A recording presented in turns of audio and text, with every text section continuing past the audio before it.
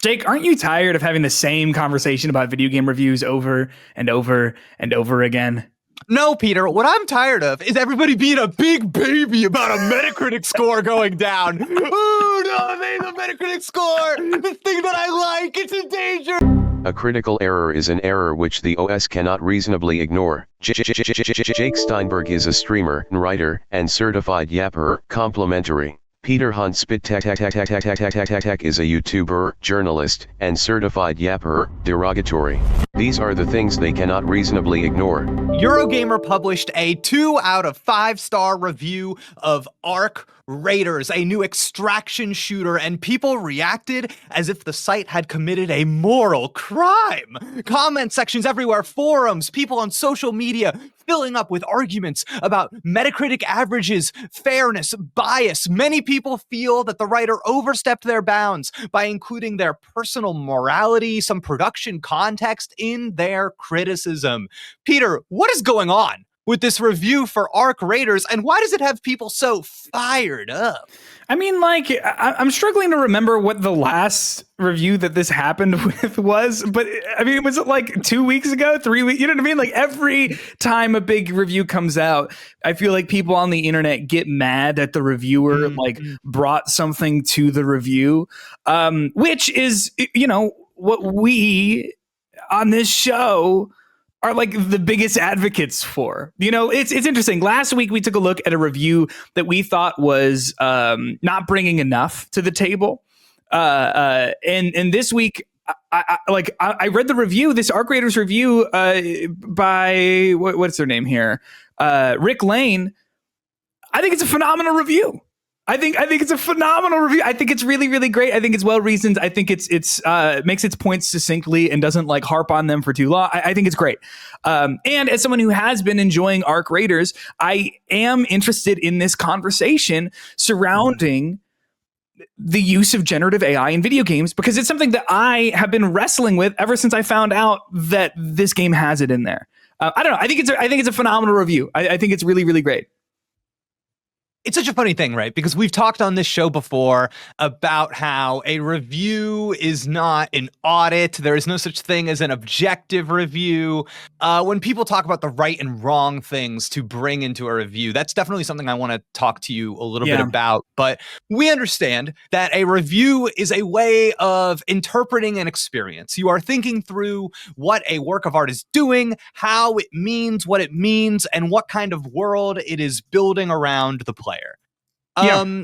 Yeah, and I think that the biggest complaint that I have seen, and correct me if I'm wrong or if you've experienced something different, but is this notion that people, I think, are misunderstanding this review and thinking that it is docking points for including AI-generated material. That's what people believe is going on. They see the 2 out of the 5, and they read a headline, and they think, this person is anti-AI, so they took the score of this game down for no reason other than the knowledge that it was generated with AI, as if to say that if this person did not know that this game featured AI-generated material and played the exact same game, they would have given it a better score, and that proves what they are saying. Yeah, you know, it's funny. I do think that, gosh, we're going to eventually just do a podcast episode about review scores in general. Sure, definitely. Because I think it's kind of like some people are really anti-review scores, some people are not. Really like them. I'm kind of in the middle about them. But first of all, I think it's silly, the idea that like every game starts at a 10 out of 10 or 5 out of 5, however you want to look at it. Ooh, and then oh, well, you know, I didn't like the dialogue. That's half a star. Oh, I didn't like the running animation looks really boring. Okay, that's another quarter star. You know what I mean? Like, that's not how it works. So that's, first of all, like just sort of inherently a silly sort of like premise for people to be upset about. But then also, I don't know, in reading this full review, I don't necessarily think that it is exclusively because this game features generative AI. Of course not. I think like you read this review and what part of what I think makes this a solid review, because it does this in a few different areas, but here specifically, it makes a connection, right? It says like, okay, it's got the Gen AI stuff here, but then this is a game about humanity driven to the brink of extinction because of robots and the replacement of humans, right? And so like it's that conflict of like, okay, what this game is about as a narrative is in conflict with like how this game was created, and so it drives the question of like, do the people who made this get it? And if they're going this far with the Gen AI stuff, then I think the answer is no, they don't. It's so funny, right? Because I think in our last episode, we stressed so much like staying close to the text. Yeah. And I think people might misunderstand us and say, oh, well, bringing forward this complaint about the AI stuff is not staying close to the text. But actually, I fear that the critic of the person criticizing this review is the one failing to stay close to the text being the review. Because if you actually read the review, the conversation about AI is not some like irrelevant moral detour. It's a reading about how Arc Raiders is producing meaning for the audience through this contradiction, because the game is building up this world about the loss of humanity while simultaneously relying on these machine generated voices to speak for its characters. Yeah. And I think that like the review's skepticism, there it is. You got it. Toward AI is rooted in the way that like AI is affecting the player's experience. It is still grounded in that. It is not this outside thing, because the critic is pointing out that the Arc Raiders, is there a name for the Arc Raiders themselves, the characters? Yeah. They sound like flat and what is the term? Emotionally blunted is what they say.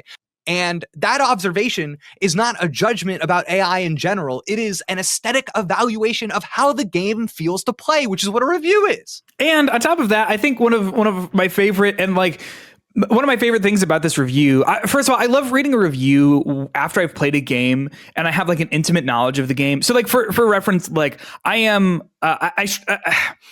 hooked on Arc Raiders right now. And, right. My next video that I'm making on my YouTube channel is going to be about this conflict of like, I love this game, but also the context of its creation makes me feel uncomfortable. And like, what do I do about that? Like, what am I supposed to do about that? And sort of like talking to the human feelings of this sort of thing. But I love reading this review as someone who's intimately familiar with Arc Raiders, because exactly what you're talking about, like they mentioned like, okay, it's got these characters that you go and meet and talk to, like all these like vendors that you talk to. And the most memorable character in the game is a voiceless chicken that you feed that brings you loot. Scrappy, our boy Scrappy. Scrappy, yes. And it's like, points out that in Arc Raiders, the chicken, if you've not played it, there's like, when you're back in like the hub world, like overworld menu stuff, there's a little chicken that you have that's your pet that brings you loot. And if you want to make him bring you more and better loot, you have to get him like these incredibly rare items. A lot of times it's like different like food and things like that. But Scrappy does not have any voice lines or whatever, but is the most memorable character in this game because of their relationship to the player. And it just drives this point home about like, you don't even need voice acting to make a character be memorable from a video game. You don't. You need a system in place that makes them memorable. And so like these other like traders that you're like hanging out with and talking to, like I don't know fucking anything about these people. There's a robot that sits with his legs crossed. That's funny. Oh, what a great little sidebar here on this pod, because you're right. It's like the writing that makes Scrappy so good is in the structure of the game. It's in the game. And how everything is so desolate, everything is so awful, but then there's this chicken, and you know what that chicken does for you? Every time you see him, he's just got stuff for you. And you spend hours searching for lemons for Scrappy and apricots and olives for Scrappy, and you go on runs exclusively to find stuff for Scrappy. And there's this very interesting character dynamic between you and this chicken that does not speak, that you do not interact with. There are no voice lines, nothing. And it's more memorable because it is not you, because there's that relationship there with the player and with the actual game. And then when you look at like, okay, you know, Embark Studios says, according to this review, that like they feel that using Gen AI allows them to like get lines done quicker, and that, you know, if they rewrite something, they don't need to deal with this and whatever. And it's like, sure, but as this review points out, I think justly, like, but who cares? It doesn't matter. And also, this game is incredibly successful as far as a multiplayer sort of sensation goes. Like who cares about this at all? Your game would be better without this. And I think, you know, we were talking about the idea of staying close to the text and whatever. I do believe that the development of a video game is part of the text, right? Like we've talked about the idea on this show about like lore and background and stuff like that. And like, if there is background to a game, it doesn't necessarily matter. And that's true. But I do think that's true to a certain extent. I know you are the type of person who's like, no, it doesn't matter at all. I think it depends. It depends. Yes. It depends on what your job is and what your. So, like, obviously, criticism is an act of perspective. It is an act of, and you are communicating that perspective to someone else. Correct. So, I think it is the reviewer's role to tell me what it is that has. There's in this review they talk about how arc raiders using AI was something that was. What is the word I want? It was like it was disclosed. They talked about it. Yeah.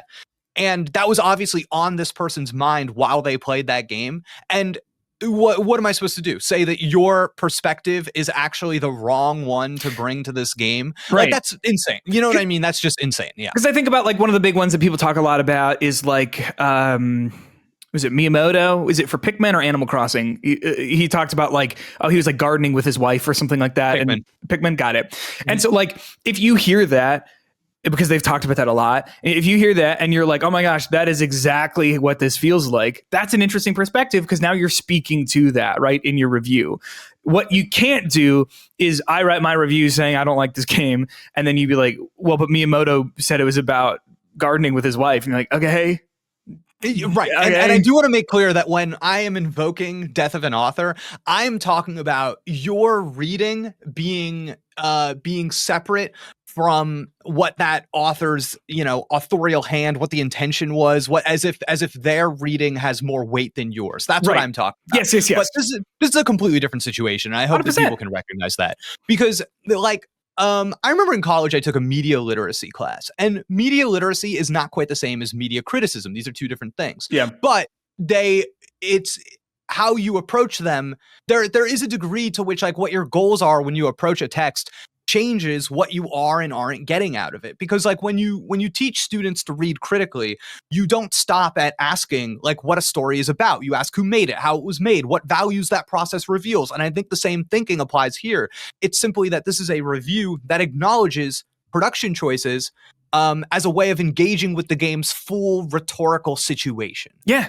And it's saying like this game was made like this and it's about this, and so that makes me feel this way. It reminds me too, like I know this is like a game that people have a lot of feelings about. I don't remember who wrote it. It might have been Geo over at Polygon. Wrote about The Last of Us Part 2. Yeah, about how like it is a game that is like largely a condemnation of violence and all this stuff and whatever. But then it also ends by being like, do you want to do New Game Plus with the machine gun? And it's and like it's just like, okay, how am I supposed to feel about that? Because if this is a game that is saying like you got to stop the cycle, and then at the end is like, but also you want to do that, you want to run through that again, but with a gun that obliterates people, is like it's silly, right? And so I think this is a similar thing where like, no, this is in the game. And the context for this being made and what the game is trying to say versus the way it is deployed is there's a contradiction there. And that's interesting. And it has been so interesting to see the response from people who are like, we've got to just review what's in the game. Come on. 2 out of 5 for this. Yeah. That perspective, I think, is so fueled by like this, like boss baby, Gamergate adjacent person who is. What did boss baby do to you? What I see catching strays. Just like a baby that thinks it's really serious. You know gotcha. I mean? Okay, I like, see. That's kind of what I think. And there's this funny thing where it's like you need to separate your like liberal, soft morality from your criticism, which implies that a critic could talk about art without talking about values, and that you can do that at all. Which you can't. Yeah, because evaluation obviously is always moral. I think to decide that something succeeds or fails as art means you are assessing its coherence, empathy, and its awareness of the world that it inhabits. Yeah. There's like this funny This is a classic thing, but the literary critic Wayne Booth talked a lot about this implied author. If you ever go to school for writing, you'll hear a lot about this, the implied author, and it's talking about the moral stance that every work kind of projects. So when Eurogamer, when this writer calls out the dissonance between Arc Raiders' kind of like anti-robot story, let's say, and its pro-robot production, they are identifying a moral fault line within the implied author of the text. Yeah. Because that person, that perspective that the text is upholding is at odds with its own existence in this way. Yeah. Yeah, it's just so interesting, the amount of people, and this is like the boring part of this conversation that I kind of don't even want to hash out, because this is like when we said at the top, like this is But the the part boss babies. No, dude, the boss baby, Okay. The boss baby can stay. I like him the way he Okay. eats his little. I've never seen it. Me I don't know. neither. Okay. I don't know what Boss Baby does. Maybe he's terrible. He's a CEO though, right? Like of what? Babies, maybe. Playtime? Yeah, okay, that's good. That's good. Please, Yeah. I'm so sorry. Continue. Like the part of this conversation that I find to be exhausting, that I just don't want to fucking really have anymore, is the idea that people have. Tim Sweeney, are you familiar? The I love Tim Sweeney. Yeah, CEO of Epic Games, believe it or not, replied on Twitter, Shudder, to the Eurogamer Twitter account that shared the review. And Tim Sweeney replies on Twitter: "Political opinions should go into op-eds, folks." And there was a lot of discourse about this. Patrick Klepek putting people in an absolute fucking body bag over this. Oh my God, PK with the kill, dude. Just demolishing people. Because I think like he very succinctly argues this position, the opposite position of this, by saying like, this is an op-ed. It's a review. By definition, it comes from a perspective like the people who are upset about this are just upset because this person is saying like, hey, the use of AI in this game feels awkward and uncomfortable based on this. So basically the thing that I find so frustrating is also sort of in response to the episode that we put out last week, where we were talking about that Hyrule Warriors Age of Imprisonment. Thank you very much. Which, quick sidebar, I've been playing. You've been playing it. I do know that. Yeah. Oh my God. Oh, Jesus Christ. One day. What's good or bad? Bonus pod. Oh, so far bad. I am shocked. Got it. Okay. Bonus pod. Patreon.com/criticalerror. Yeah. Become a $5 a month member of the Critical Error Nation. You get all of those bonus pods, which I think are some of our best work, to be honest with you. Let's a little tease. Peter, I fear that someone over at Nintendo hates Princess Zelda. That is my take. Oh, interesting. So we're going to talk about that, and we're going to talk about Simpsons Fortnite, which we played a fuck ton of this week. Anyway, but like the response to last week's episode, with some people sort of like trying to litigate this idea that like, oh, like reviews are product reviews. And like, it's such a boring conversation to have, because it's just like, first of all, no, they're not. That's not what criticism is. Second of all, if you want a product review, congratulations, go to literally any other website. Every other website. There are product reviews of video games everywhere. You can go find them. Having one review on Eurogamer.com or whatever .net. I don't know. I'm not looking at the URL right now. It's net. Is it really? Yeah. Shout out Eurogamer.net. Congratulations on the .net status. Yeah. Woo, net. But like, one critical review that is like a read of a game is not going to kill you. It's not going to kill you. And can you believe, Jake Steinberg, the audacity, the open critic score for Arc Raiders dropped from like a 91 to like an 88. Because of one review. This will have repercussions felt across the nation. I can tell you that. Yeah, 89 by the way. It's at an 89. The top most liked comment on the Eurogamer page right now, by the way, is it a review or a political statement? Can we have 2 scores? So that's awesome. That's awesome. Can we have 2 scores? To that guy. Congrats to that guy. So something I want to point out too is, I don't know if you remember this, Peter, but on our last week's episode, I said to our listeners, a kind of good rule of thumb, a good starting place for writing a review. Do you remember? First thing. You talked about like talk about if you're having a hard time finding a place to start, like write about an experience you have, and that's how this review starts. And it's good. Let's go! And it's good. I'm so happy with this, dude. I think if we look closely, this Eurogamer piece, I really just want to give it its flowers, because I think that Rick Lane did a really good job here. I think it is worth studying. I think it's worth using as an example for other people about how to do something like this well, because they are balancing this kind of aspect of narrative observation, which I love. Analysis and argument, beginning with the story, a moment of surprise and humor. This isn't just a story to kind of like give you context about what the game is. This scene is establishing what the game does best. It is showing the human soul emotion. Of this game, Yeah. unpredictable human encounters. So the latter discussion about AI is inexorably tied to the story that he starts the review with. Really good. Yeah. It's infuriating too, by the way, because as you know, and as I've mentioned on this pod, like this is what my video is about, and I'm going in different directions with it a little bit, but like it is the reason it's infuriating is because I'm like, fuck, I don't know if I can write this better. Do you know what I mean? Like God, like I just think that the way this is written is really sublime. Yeah, but I don't know. It's just so like, I guess I just don't know why people care so much.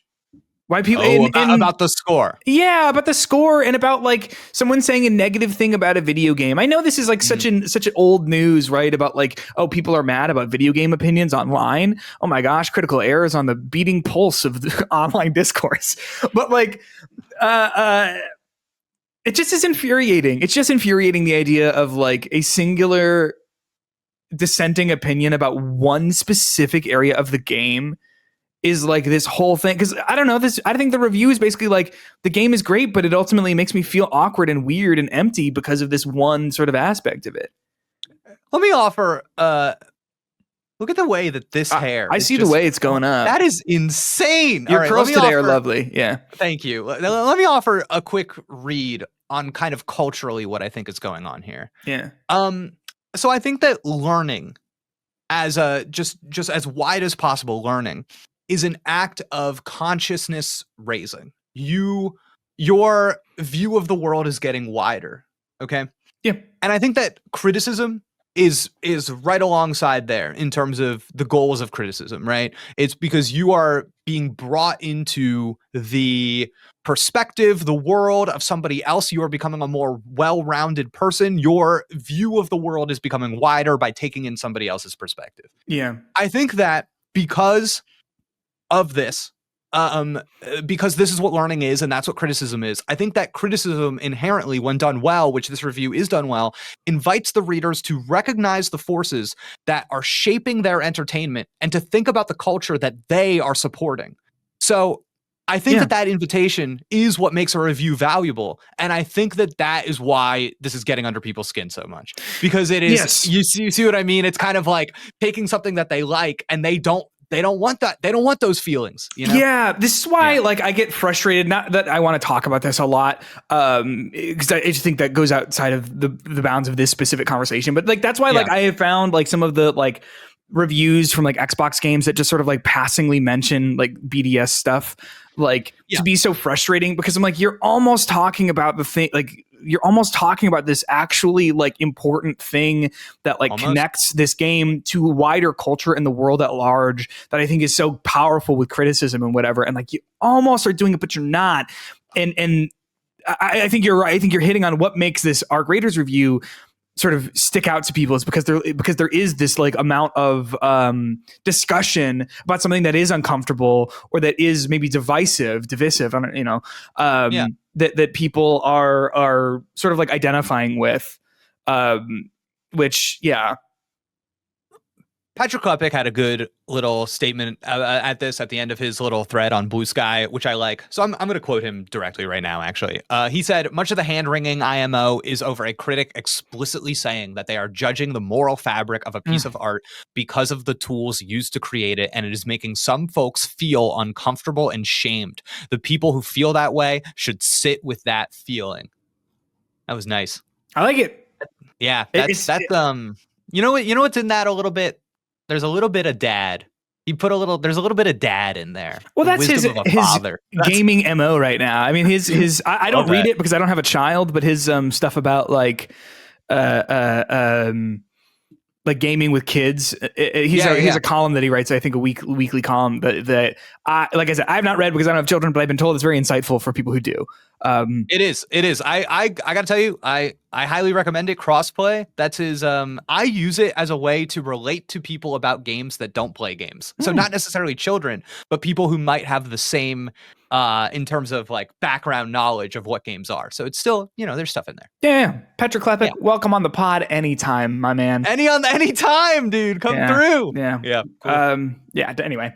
Where do we go with this? What else is there to say about the arc raiders? So I have a question for you about this. So one of the things that a lot of people are sort of like popping off in these comments here, usually from like dissenting opinions, are like, you shouldn't write. This shouldn't be a political statement. This should be a review.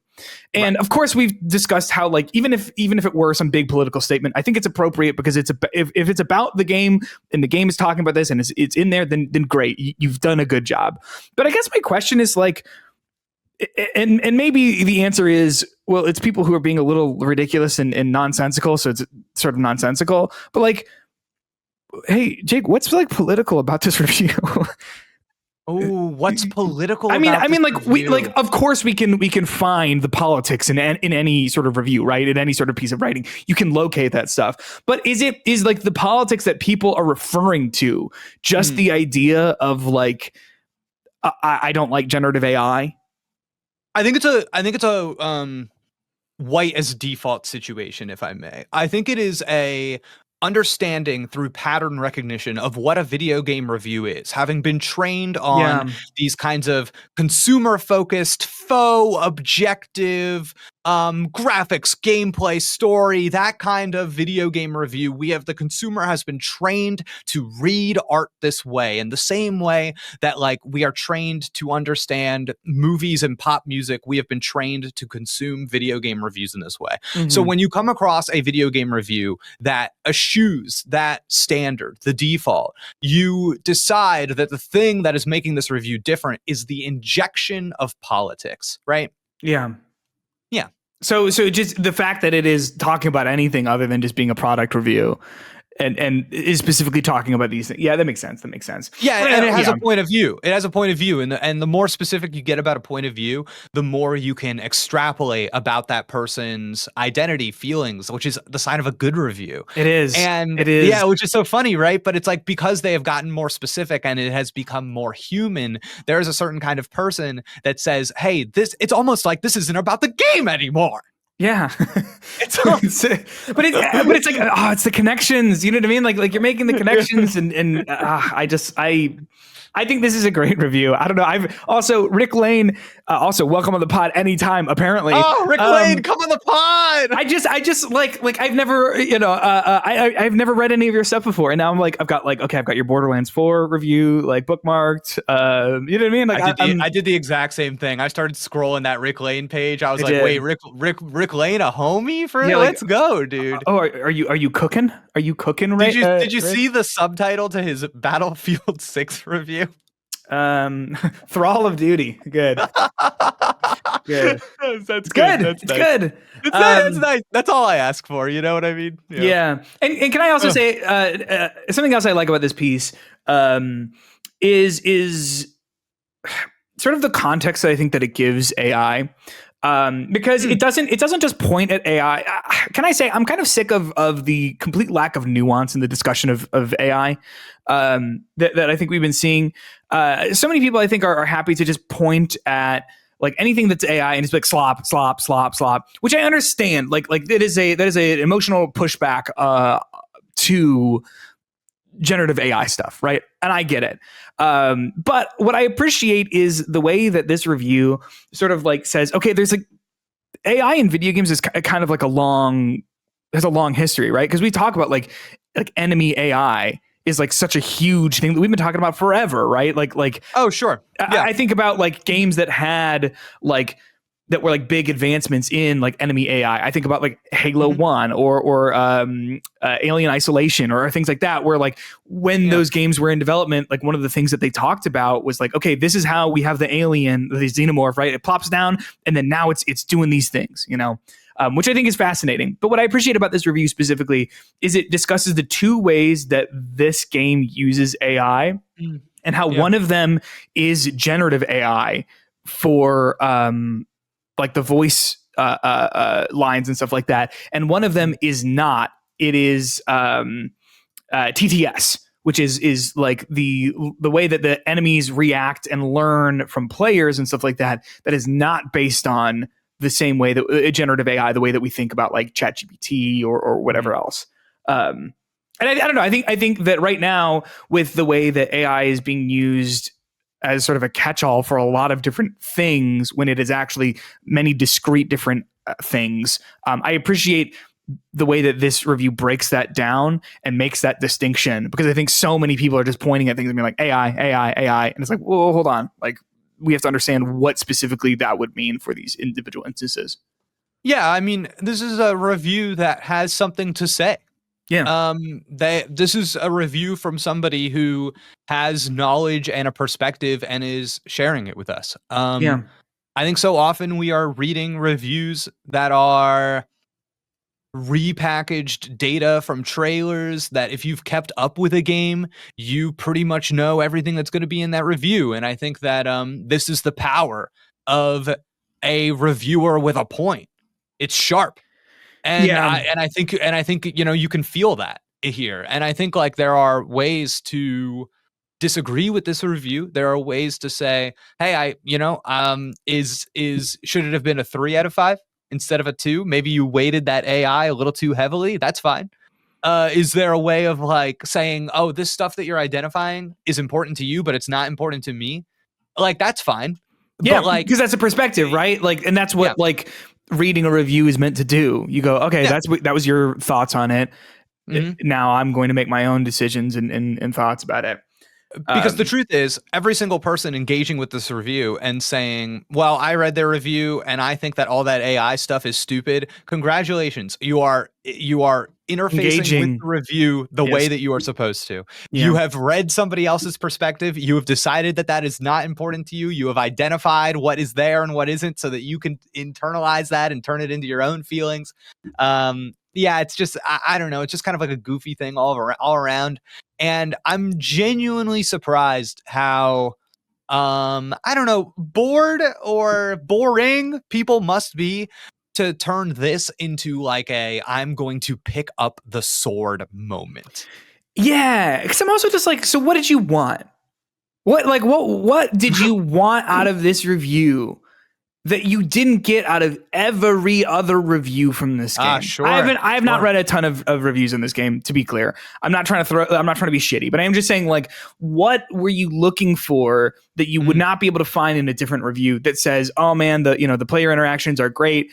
They're tense, but also, there's that give and take. There's the great like tension of running back to the place with a bag full of good loot and you don't want to die, and the arc monster or the robots are fear, you're afraid of them, but also you need to learn how to like engage with them and make your way around them because you don't want to shoot them because it's loud. Like, all that stuff is already out there. All of that stuff is already out there praising this game, and here's just an interesting perspective, and it's like, what did you want? I'm, by the way, perusing the 354 comments on this review. It's fascinating, right? It's fascinating. Cursed place. Because it's you're asking what do you want? And I think what people want is that this is a game that obviously I think this review came after the game was out, so a lot of people it had a kind of caught on as a multiplayer phenomenon. Yeah. And I think people feel an intense amount of discomfort and dissonance when something that they love, maybe have very publicly online been an advocate of and a supporter of, then see a review that says, actually, that thing that you're really enjoying is a 2 out of 5. I think people say, like, it's not a 2 out of 5. It's not a 2 out of 5. How could you call it a 2 out of 5? All that stuff that you said, that's all up here. The game is here. It's not a 2 out of 5. I played it. It's at least a 4.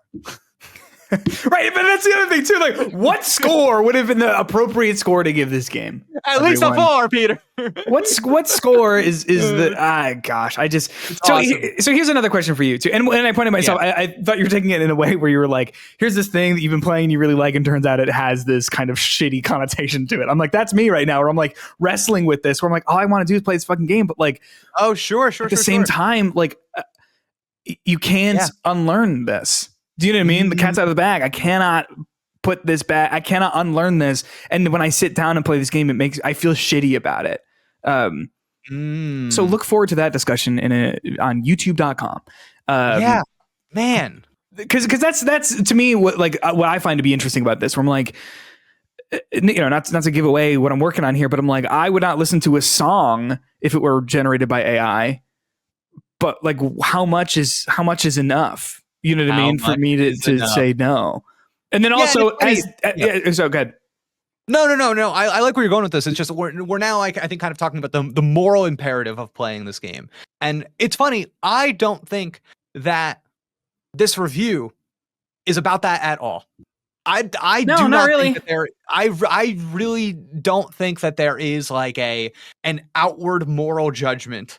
I think it is all contained within the player to game in that space between them. I don't read anything in this review as like, if you play this game, you are morally culpable. No, there's no judgment. I'm not getting that at all. No. Because it's a good review, Jake. I keep coming back to like reading this, and I'm like, what a refreshing, like, just a solid review here. So here's a question to you then, sort of about the wider sort of connotation of this review. Do you think that people see? Okay, so as someone who has written reviews before, you don't write a review in a vacuum, right? And something that we've talked about is that there's like sort of this uncomfortable relationship between publishers and critics, right? Because it's like, oh, well, I got this game for free, and the publisher did not have to give me that game, you know? And so there is sort of this inherent, like, well, I don't want to say anything too bad about this game, because what if I don't get the next Assassin's Creed early, and then that hurts my, my website or my channel or whatever it is. My question for you is like, do you think that with the way that people have reacted to this review, does this push the industry towards a more healthy place by empowering people and saying like, hey, you can write that review that goes the place you want it to go? Or do you think this discourages that because you're like, okay, the amount of like harassment and vitriol like hurled towards the writer and the publication as a result of this review is just not worth it? Wow, what a question. That's interesting, because my initial gut response was, yeah, I think this is like a net good. I think it does encourage people. It kind of shows them how to do it. But I think what the author of this article did was very nuanced and strategic. And I think they did it from a place of strength. Yeah. And I don't know if just like seeing this done will empower an entire class of people in the media to maybe take that on in the same way, right? Because I think everybody's trying their best, and everybody's just kind of doing what they're capable of. But because I also get like, dude, when you put up a thing that's saying a thing is bad that a lot of people like it sucks, man. Yeah, because you know that people are not going to be cool about it. And it's like so frustrating too when you've made something that is well balanced and well, like, very like thoughtfully articulated, to like put something up and have everyone be like, oh, you're just hating it to hate it, like you didn't even play the game, like fuck you. And it's just like can you just engage with what I said here for 1 second? It's frustrating, right? Yeah, of course. When we talk about kind of like the ramifications of seeing the discourse here, like you mentioned all those comments on the review itself. Yeah, there have been like kind of the forum posts, the social media stuff. This has really been. I don't know at the end of the day if it is good or bad. I do want to say I saw a post that I think relates to this from Chris Plant of Post Games, former editor-in-chief of Polygon. And it said, Arc Raiders has produced 20 years of why game reviews shouldn't have numeric scores evidence in 2 weeks, kind of implying that if that 2 out of 5 wasn't at the top of the page, then maybe a lot of this heat could have dissipated and there would have been more room for a more nuanced conversation amongst the crowd that was like ready to hear that. And I think that Chris Plant is correct in that that is what would have happened. But I also think that there is a moral imperative almost to try and raise the standard, to not bend to, well, we know that these people who would give us a lot of heat on the internet are out there. So we should, we need to tiptoe around the reactionaries, and we need to create a space where that's kind of like a gated community in a sense. Yeah. You know what I mean? And so yeah, and I that's that. Yeah. So I think it's, because my takeaway from this is like, because I agree, right? Like, well, if we, if we lived in a world where people didn't value this, that would, in my opinion, be a net good and great. But obviously we live in a world where Metacritic and OpenCritic and whatever, like people like look at review scores of video games like it's a football team that they like, you know what I mean? Like, which is frustrating, but that's also just the reality. And so what my hope is that this does empower writers to say, you know what, my boy Rick Lane out here published some good ass criticism. Yeah, I'm going to do that too. And then at a certain point, y'all, if we all start writing great reviews, like like worded, well structured, well argued reviews about games, and you write about it from a perspective that you really, really hold dear to yourself, I think we do improve criticism. Now it does, like, and I think that'll improve the landscape and then the audience as well, because of course, like, it's going to start real bad. It's going to start real bad in the replies on Twitter and whatever, but also who fucking cares about what's going on twitter.com, excuse me, x.com.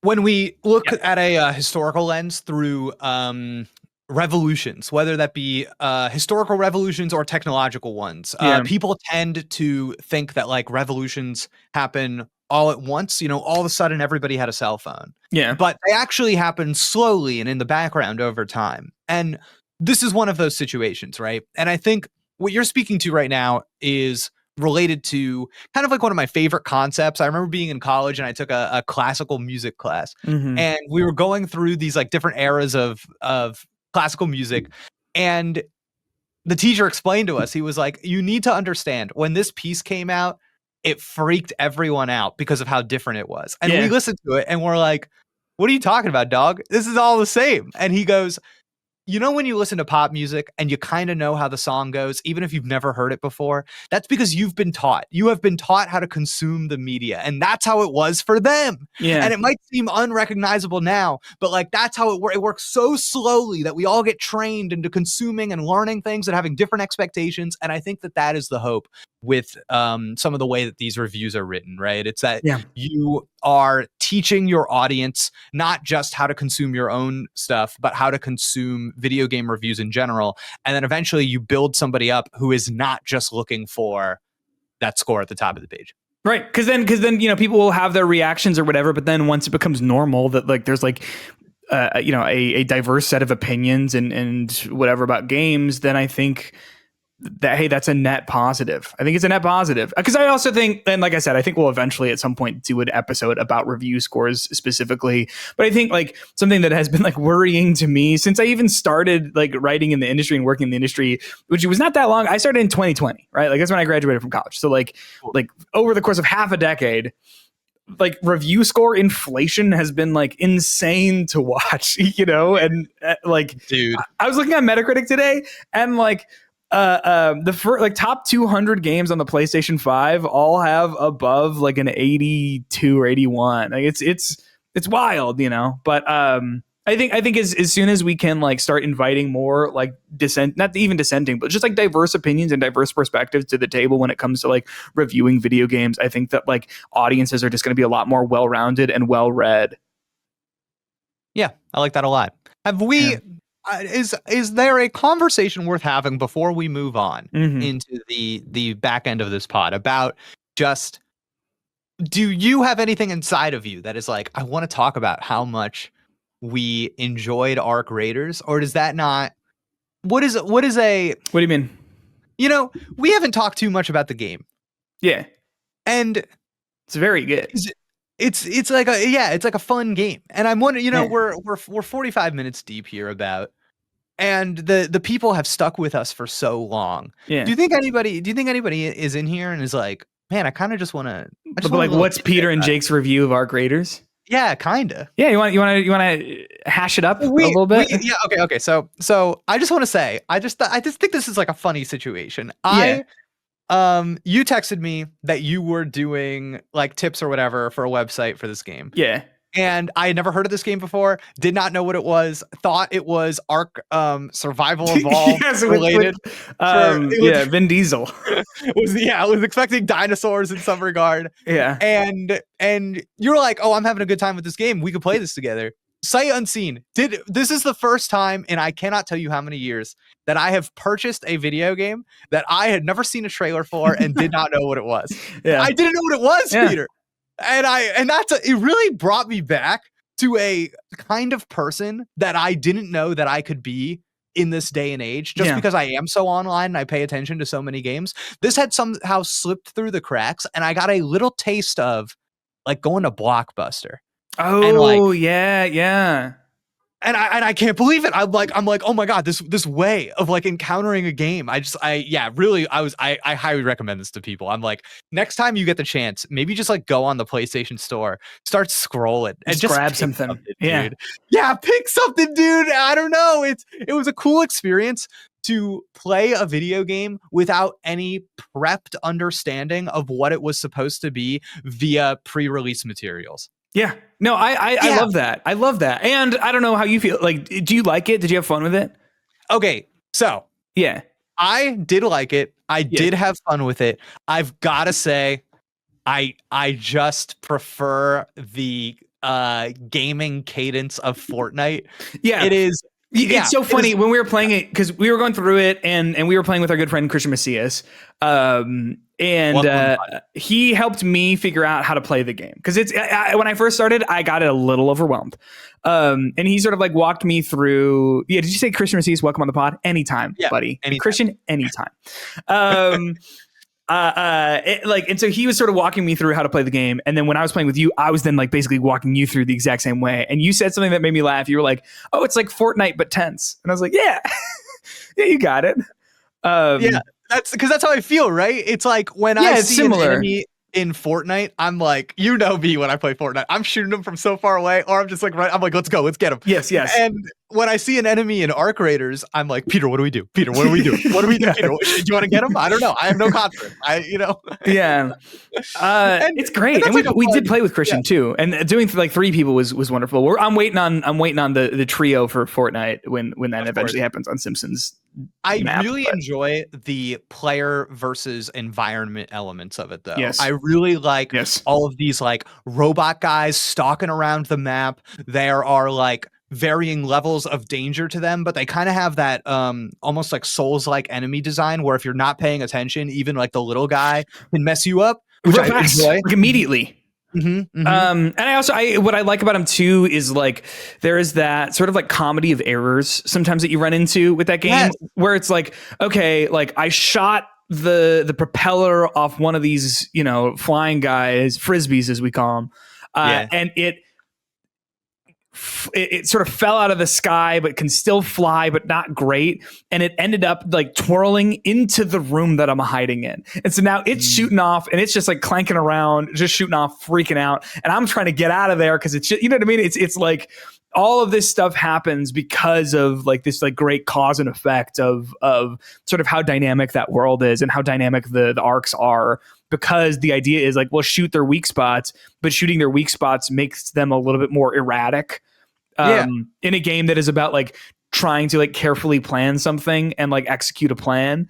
Like just like throwing like curveballs at you with that sort of stuff, I think is just awesome. So the reason why I wanted to bring this up and I wanted to have this a little bit of a detour was slightly strategic on my part. And I just want to say that I think that they're like, I think on this podcast, there's a chance that we come across to somebody as kind of the finger waggers, that we come across as the I am the most woke and I do everything for out of moral goodness. Yeah. And And I just want to. I've really been thinking about this a lot since we played this game, and I obviously I have no taste for the AI stuff in general. Yeah. Have not played this game in a bit. Pretty much, yeah, like since even knowing about this, to be honest with you. And I think for me, the moral imperative of playing Arc Raiders more than anything is to play knowingly, is to just kind of feel and be aware of the friction between the design and the production, between those things that is happening there, and to play within and understand that discomfort rather than ignore it or suppress it. That's kind of where I've come down on it, and I just wanted to, like, in the same way that we gave that review its flowers today, I don't want to like pretend that I have no flowers to give to this game. I like that, because I think something that has been like echoing in my head, and we've even talked about it on this show. Autumn Wright wrote about this on Aftermath about the BDS boycott and everything. Just this like simple phrase of like, you have to know, and like of course I've applied that to that specific thing, but like I've applied that actually to a lot of different like areas of my life, right? Because like it is so stressful to be alive, because part of what I'm going to write about in my video is like, how do I play any video game at this point? If my line is people being exploited, then I can't engage with this hobby. Then I can't engage with this hobby at all. But then I'm like, what hobby do I engage with? Because somewhere, you know what I mean? And so that is not to throw my hands up and say like, well, what do you do? I guess I'm just going to do it all because who cares? But it is this idea of like, I have to be an educated person and know these things. And I'm not, like I said, I like this game a lot. I'm having a difficult time trying to like weigh my own feelings about it, more like morality wise. And so, I'm not here to say don't play it, it's bad. Do play it, it's good. You know what I mean? I'm not, like you said, no finger wagging, no judgment of this. It's kind of a complicated and personal issue, I think. Peter, part of the reason why I'm so excited to record the Critical Error podcast, and our just as juicy bonus episodes every single week is thanks to the support and enthusiasm of our patrons at patreon.com/critical error. The nation grows every single week, staggeringly so, to be completely honest with you. We appreciate you guys so much. I think maybe one of the best notifications I get on my phone is the notification of a Critical Error Nation $5 and up supporter sign up. I know that I get those notifications. I know that Peter gets those notifications. Peter knows that I get those notifications, and that does not stop us from each and every time we get one texting the other one. It's a screenshot as if we both did not get notified. One. Yeah, because it's fun. It's fun. What I appreciate about it is like, to be totally honest with you all, I've had a difficult time with employment this year, right? Since I was laid off. Not kidding. The Critical Error Nation has helped me live my life and pay my bills. Huge. Full stop. I cannot express to you how much that means to me. But the other part of what is actually exciting to me, and I think maybe to you as well, is the idea though that it's like, okay, we have people who are actually interested in these conversations and interested in engaging with these conversations a little bit more. Because nothing brings me more joy than the comments in our in the Discord server that we have for the Critical Error Nation, and then also the comments on our Patreon exclusive content, which is again patreon.com/critical error for $5 and up members, because it's cool to just like take conversations a little bit further and really pick people's brains a little bit about like, oh no, like we are interested in sort of having these chats, and it's not just people commenting on Twitter or in the comments of Eurogamer.net or whatever, like who are just saying like bad review, thumbs down. You know what I mean? It's more than that, and it is nice to know that there is a community of people out there who wants to have those conversations. Yes, 100%. And every week for $10 and up patrons, we prepare a sound effect so that you all know. The glory be thy names. I think it sounds a little bit like this. This podcast is brought to you by Sam Woods, Jared Cousineau, Jacob Richter, James Reed, Sam Cedar, Danny Disaster, Andrew Bokar, Connor Truelove, and side effects may include Evan Ponce. Love it. That's and good. Also special thanks to Evan Ponce, our $20 tier, Jake and Peter. So if you are writing a comment on this video, make sure you thank Evan. Make sure you thank Evan. Yeah. Jake, Peter, Evan, or Evan. Peter, Jake, Evan. When you think of us, Evan, do you think Peter, Jake? Do you think Oh yeah. Do you think Jake and Peter? Do you think Peter and Jake in your head? I think Jake and Peter. Really? I think it has a better sort of like flow to it. It's reminding me of. Do you remember the rabbits, Max and Ruby? I'm familiar with Max and Ruby. Max and Ruby, and Max. Yeah, I don't know. Peter, you've prepared a piece to read on the podcast this week, as we do. Next week it'll be me. This week it's you. What do you got for us this week? So I would like to preface this by saying I struggled creatively this week. Wow. I've been struggling. We're actually, to peel back the curtain, usually we record these on Wednesday mornings. We're recording this Tuesday night, baby. Tuesday afternoon. Maybe if there's been like a tectonic shift in the way that like the vibes of this podcast, it's because it's that Tuesday night energy, boys. Guys, gals, and bees. Like, come on now. So like I've been struggling a little bit creatively this week. And I wanted to write about that a little bit. Here we go. I first heard this from Bill Hader in an Instagram reel marketed at grindset people. You know, people like me. He quotes legendary film director Andrew Stanton and says about writing, "Be wrong fast." Fuck. That's a good skill to have. I'm having a tough creative week. I sat down to write an essay for this very podcast and farted out the worst bit of writing that could have been featured on this entire show, which would have only looked worse, as this current slot is following up arguably the best writing feature on the show, which was Jake's essay from last week. That's just my opinion. I wrote something truly worthless, a pointless waste of time and words, but I wrote it, and now I got it out.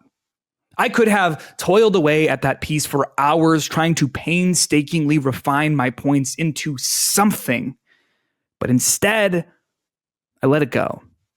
I was wrong fast. It wasn't happening, so why draw this out? Why turn a drive-by shooting into a funeral procession that exists exclusively to fuck the traffic up in my mind as we drive slowly, mourning an idea that's better off left on the side of the road? Be wrong fast. It's a skill that requires you to be so real and honest with yourself as you work on something that you think might be something when the entire time you know that it's not. This advice does not exist to drive you into the despair that comes with writing garbage, but instead empowers you to grab onto the garbage as you slip further downward, further and further, and say, I'm taking this motherfucker down with me. Hit the bottom of the well with the full force of gravity. Don't let your worst work take you down. You take your worst work down. Because once you stop fighting something that was never going to work in the first place, you can be in control. Maybe you take the pieces of the smashed frame off the floor and configure them into something new, or maybe you leave your worst work at the bottom of the well to die. That's certainly where the piece I wrote today lives. It was bad, but it was quick. I was fast and wrong, which makes me right. Thank you. Man, wow. I think, man, I was just immediately, immediate chills at the lesson that you encountered being so salient, being such a good, it's 3 words. Be wrong fast. I had never heard that before, and it hit me immediately like a bus. I was like, damn, that is good. It's really good, and it's good in all like sort of like areas of life. I think because it's like just know that you're wrong and then just get it out. Just get it out. Just get it done. Just get it done and move. You know what I mean?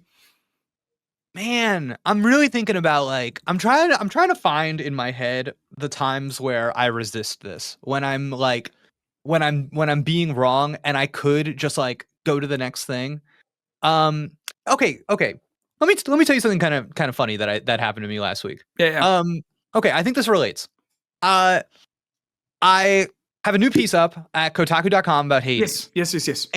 And I was writing it last week, and you had mentioned something on the podcast before about how when you are working on a piece and when you're editing it, you're just like working off the one document and you're just like going back through and you're deleting and you're rewriting. Mm-hmm. And I was like, oh no, I'm not doing that. Yeah. I'm doing, and I think I sent you a screenshot of like my 12 drafts on the Google Chrome tab at once. And she said to me, she was like, my wife, she goes, a lot of writers, they need that advice of like kill your babies, like don't be too precious. Yeah. And she was like, you need the opposite of that. You need to be more precious. Because she like pulled up my first draft and she was like, dog, you nailed it. And I'm like, oh man, that's crazy. Yeah. So I wonder sometimes now I'm like reflecting on this and I'm like, am I in too much of a hurry to be wrong fast? Am I too, is it like a defense mechanism? You know what I mean? I will say, I don't think that it is advice that is like always right. Cause it's exactly what you're saying. I think like, I'm not saying to forget what you had. You know what I mean? But to just identify like this isn't working. I need to find something that is working and I need to move on. And maybe I do come back and reread that. Right. Cause that's what I said too. Right. Like about you know, sometimes you just move on and it just dies. But sometimes you use those pieces and you use them to build a different frame. Cause that's also important, right? About like being able to find the good work that exists in stuff you've written. I think about, so I have in my voice memos on my phone, I don't know, probably like 50 of the worst songs ever written. Yeah. Yep. Worst songs ever written by me. And what's funny about them though, is you can hear so I have an album coming out in 2 weeks, which I'm very excited about. And you can hear the whole album spread across these 50 songs. You can hear across the worst songs I've ever written. There's like the idea or the lyric or the whatever. And I'm like, nope, I'm taking that and I'm putting it somewhere else because you know, you don't throw it away. You keep it and you keep it and maybe you recycle it or maybe it just dies and you never think about it again. Great. But at the very least you got it out. And then now you have something that you can use to either push yourself off of or walk away from or whatever. You know, I think about whatever you made. And what all that stuff you made, even if it's not in the final thing, like it is. Like it had to be there. You know it is. I mean? I wouldn't have written the songs I wrote. I wouldn't have written the scripts I write or the articles I write, whatever, if I don't write something bad and don't work my way through it. Man, that's so good. That's why it's interesting. I find like to speak about music specifically, I find like anytime like an artist comes out with like, oh, here's our like deluxe album. Here are the songs that didn't make it on the album. Usually I listen to those songs and I'm like, yep, I get it.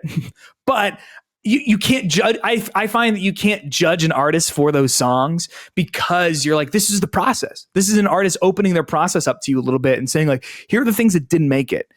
And I can hear them and I go like, yeah, usually I'm like, oh, I totally get why this didn't make it. However, I understand that you had to write this to get to that other idea. Beautiful. Oh my God. Well, if you're reaching the end of this episode, thank you so much for staying with us for so freaking long. You made it to the end. I just want to remind everybody, for $5 and up patrons, you get access to the bonus pod. Already told you we're going to be talking about that Hyrule Warriors game. We're going to be talking about Simpsons Fortnite, and I'm going to make Peter talk about some of the new announcements that were in the Japan PlayStation State of Play. I got a little glance here, but there was some stuff I want to talk about. A little Marvel Tokon. Don't mind if I do. Oh yeah, okay, that looks fun. Yeah, and there will of course be the morning that we will be recording the bonus episode, there will have been a trailer for the Super Mario Galaxy movie. So I think we will talk about that. I'm certain on the bonus pod as well. Peter, anything else before we say goodbye? Patreon.com/criticalerror. Thank you for being a part of the nation. Like and subscribe. We love you. We'll catch you next week. Bye. Mwah.